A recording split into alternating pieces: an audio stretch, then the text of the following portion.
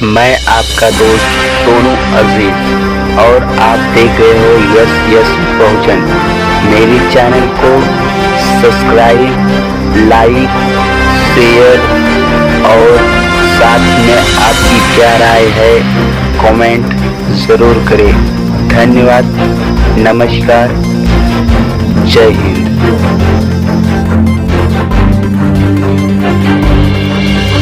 भाई रोड बीच बीच में सवाल लेते लेते आए तो लेट हो गए। मुझे पता आप लोग सुबह से बैठे हैं। मैं आपकी भावना की कदर करता हूं कि एक भावना की वजह से ही आप सुबह से इतनी गर्मी के अंदर बैठे हैं।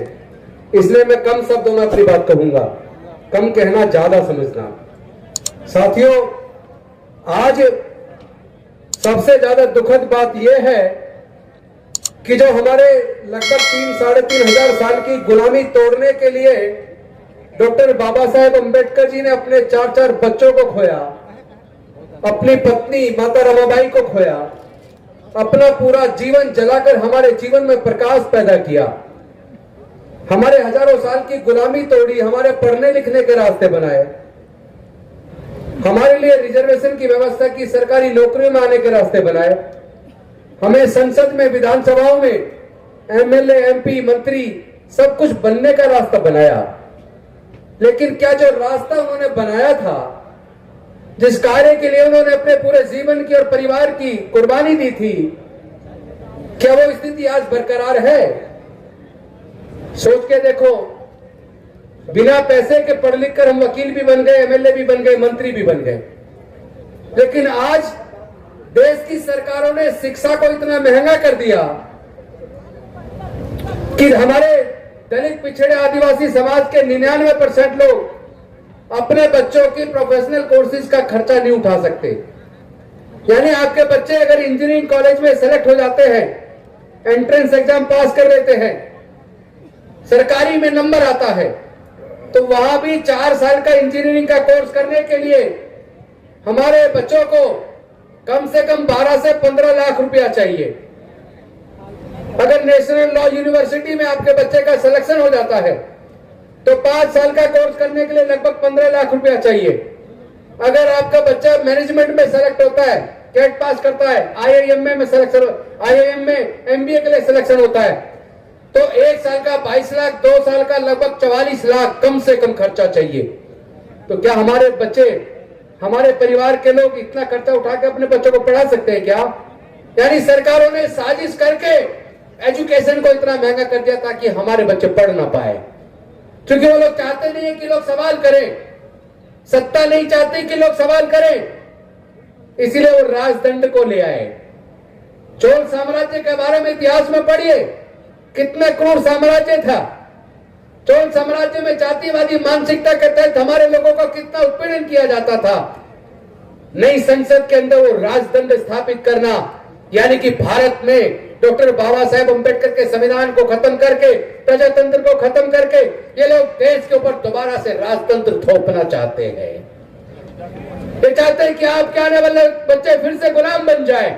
मैं आप सबसे पूछना चाहता हूं, क्या आप अपने बच्चों को फिर से गुलाम देखना चाहते हो? नहीं देखना चाहते ना, तो इस लड़ाई को लड़ना होगा, इस लड़ाई को लड़ना होगा।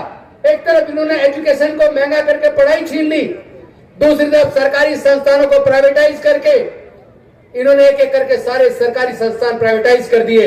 और जो सरकारी संस्थान प्राइवेटाइज हो गया, वहां आपका रिजर्वेशन खत्म, आपकी नौकरी खत्म। हमें अपनी अर्थव्यवस्था भी तैयार करनी होगी। और साथियों, आज संत कबीर जी का जन्म दिवस है, प्रकटोत्सव दिवस है। तो मैं आज इस अवसर पर आप सबको संत कबीर जी के जयंती पर शुभकामनाएं भी देता हूं, साथ में निवेदन भी करता हूं कि जो तथागत बुद्ध का जो संदेश था, जो वैज्ञानिक दृष्टिकोण पर आधारित था, जो प्रज्ञा के ऊपर आधारित, ज्ञान पर आधारित था, जिसके अंदर आपके दुख से मुक्ति का मार्ग था, जिस मार्ग में अंधविश्वास, पाखंडवाद के लिए कोई स्थान न था, उसी मार्ग को तथागत बुद्ध के बाद संत कबीर दास जी ने, संत गुरु रविदास जी ने, गुरु नानक देव जी ने, ज्योतिबा फूले जी ने और फिर डॉक्टर बाबा साहेब अंबेडकर जी ने पूरी दुनिया तक पहुंचाया। आज आपको वैज्ञानिक दृष्टिकोण अपनाना होगा, अंधविश्वास, पाखंडवाद छोड़ना होगा, अच्छे बुरे का अंतर पैदा करना होगा। कौन लोग हैं वो जिन लोगों ने जातियां बनाई। इस बात को पहचानना पड़ेगा वो कौन लोग हैं जिन्होंने जातियां बनाई, जिन्होंने वर्ण व्यवस्था बनाई, जिन्होंने हजारों साल तक हमारे बच्चों के पढ़ने लिखने पर धार्मिक बंदिश लगाई। कौन लोग हैं वो जिन्होंने हजारों साल तक हमारे बच्चों को व्यापार से वंचित रखा, संपत्ति से वंचित रखा। वही लोग इस प्रजातंत्र को खत्म करके, डॉक्टर बाबा साहेब अम्बेडकर के संविधान को खत्म करके, जो समता, स्वतंत्रता, बंधुता और न्याय की बात करता है, इंसानियत की बात करता है, जो सबको अधिकार देता है, उस संविधान को खत्म करके ये मनुस्मृति का शासन दोबारा से भारत में थोपना चाहते हैं, फिर से हमारे बच्चों को गुलाम बनाना चाहते हैं। लेकिन मैं बता देना चाहता हूं इन सत्ताधारी लोगों को, आप चिंता मत कीजिए, ये बहुजन समाज तैयार हो गया है। ये बहुजन समाज तैयार हो गया है। हमारे रगों के अंदर डॉक्टर बाबा साहब अम्बेडकर का खून है, संत गुरु रविदास का खून है, ज्योतिबा फूले का खून है, कर्पूरी ठाकुर का खून है, रामस्वरूप वर्मा जी का खून है। ये खून इतना कमजोर नहीं कि आप हमारे बच्चों को फिर से गुलाम बना दो। हम इस लड़ाई को लड़ेंगे, लेकिन ये लड़ाई, कुछ लोग कहते हैं गोली का जवाब गोली से देंगे, लाठी का जवाब लाठी से देंगे। ये लड़ाई लाठी गोली की लड़ाई नहीं है, ये लड़ाई विचारधारा की लड़ाई है।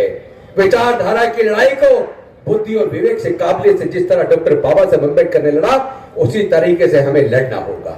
इस लड़ाई को लड़ना होगा और इस लड़ाई को जीतना भी है। इसका रास्ता तथागत बुद्ध से होकर शुरू होता है और डॉक्टर बाबा साहब से होते हुए मानवर कांसीराम साहब तक जाता है। लेकिन हमसे गलती क्या हुई? हमसे गलती ये हुई कि हमने डॉक्टर बाबा साहब अम्बेडकर को भी आधा पढ़ा, हमने मानवर कांसीराम साहब को भी आधा पढ़ा। हमने इतना तो पढ़ लिया, उन्होंने कहा था कि ये राजनीति वो मास्टर की है जो सारे ताले खोलती है, और उसके बाद जो कहा वो पढ़ाई नहीं, कान बंद कर लिए, और सत्ता की वो जो चाबी थी मास्टर की, उसके पीछे लग गए। मैं पूछना चाहता हूं, उस चाबी तो आपके हाथ में आ गई थी ना, सत्ता तो आपके पास आ गई थी ना, लेकिन सत्ता को आप बचा के तो नहीं रख पाए। आप समाज के लिए जो कर सकते थे वो रास्ता बन सकता था, लेकिन वो सत्ता आपके साथ में सुरक्षित नहीं रह पाई। इसका कारण है क्योंकि डॉक्टर बाबा साहब अम्बेडकर जी ने और मानवर कांसीराम साहब ने यह भी कहा था, जिसकी सामाजिक शक्ति मजबूत होती है उसकी राजनीति मजबूत होती है। हमने सामाजिक शक्ति को मजबूत नहीं किया, हमने सामाजिक शक्ति का निर्माण नहीं किया, सीधे राजनीतिक शक्ति वो मास्टर की पकड़ ली। वो मास्टर की इतनी ज्यादा पावरफुल, इतनी ताकतवर है, उसमें इतना ज्यादा वजन है कि कोई भी व्यक्ति जो उस मास्टर की को पकड़ता है, वो उस मास्टर की को समाज की इच्छा से घुमाने की बजाय खुद उस मास्टर की इच्छा से उल्टा उल्टा घूमना शुरू हो जाता है। आप सोचो, आज अगर प्रधानमंत्री जी को आरएसएस कहे कि मोदी जी इस्तीफा दो, वो इस्तीफा देंगे या नहीं देंगे? देंगे ना, क्योंकि उनकी सामाजिक शक्ति मजबूत है। इसीलिए हमें भी अपनी सामाजिक शक्ति का निर्माण करना होगा। हमें अपनी सामाजिक शक्ति का निर्माण करना होगा। नेताओं के गले में माला डालना बंद कर दो। हमारे गले में माला डालने की जरूरत नहीं है। एक एक पैसा जोड़िए, ये आपके बच्चों के भविष्य के काम आएगा। पढ़ाई को हथियार बनाइए, ज्ञान को हथियार बनाइए। जब आप अपने बच्चों को पढ़ाएंगे तो वो अच्छे बुरे का अंतर सीख जाएगा, वो न्याय में और अन्याय में अंतर सीख जाएगा। हमें समता चाहिए, विषमता नहीं चाहिए। हमें न्याय चाहिए, अन्याय नहीं चाहिए। हमें मानवता चाहिए, हैवानियत नहीं चाहिए, इंसानियत चाहिए। इस लड़ाई को हम बुद्धि और विवेक से लड़ेंगे, इस लड़ाई को हम जीतेंगे। और जो लोग चाहते हैं कि राजतंत्र भारत में कायम हो, उनको तो हम 2024 तक उखाड़ फेंकेंगे। 2024 तक उखाड़ फेंकेंगे उनको। तो दोबारा आने वाले नहीं, आपको चिंता करने की जरूरत नहीं है। सिर्फ एक काम करना है, हमें एकजुट होना है। बहुजन समाज 88% पे 12% राज कर रहा है, क्योंकि वह एकजुट है और ये 88% हजारों टुकड़ों में बटा है। इन हजारों टुकड़ों को एकजुट करके हमें इतना मजबूत कराना है। और इसके लिए पहली जो लड़ाई की शुरुआत हमने की थी 5 अक्टूबर 2022 से, वो लड़ाई बढ़ते बढ़ते इतनी ऊपर चली गई, कहां 10,000 लोग और कहां 5 लाख लोग अब तक बौद्ध धर्म की दीक्षा ले चुके हैं। जो बाबा साहब का सपना था ना, मी भारत बौद्ध में करी, वो सपना पूरा होने की तरफ चल पड़ा है। और आज हमने संकल्प किया आप सबके सामने, आने वाले 26 नवंबर को दिल्ली के रामलीला मैदान में 1 लाख से ज्यादा लोग वहां आएंगे और डॉक्टर बाबा साहब अम्बेडकर के सपने को साकार करने का संकल्प लेंगे। इन्हीं शब्दों के साथ मैं अपनी वाणी को विराम देता हूं। बहुत बहुत धन्यवाद। जय भीम, नमो बुद्धाय, जय भारत, जय जय जय जय जय भीम, जय जय जय जय जय भीम, जय जय जय जय जय भीम। बहुत बहुत धन्यवाद।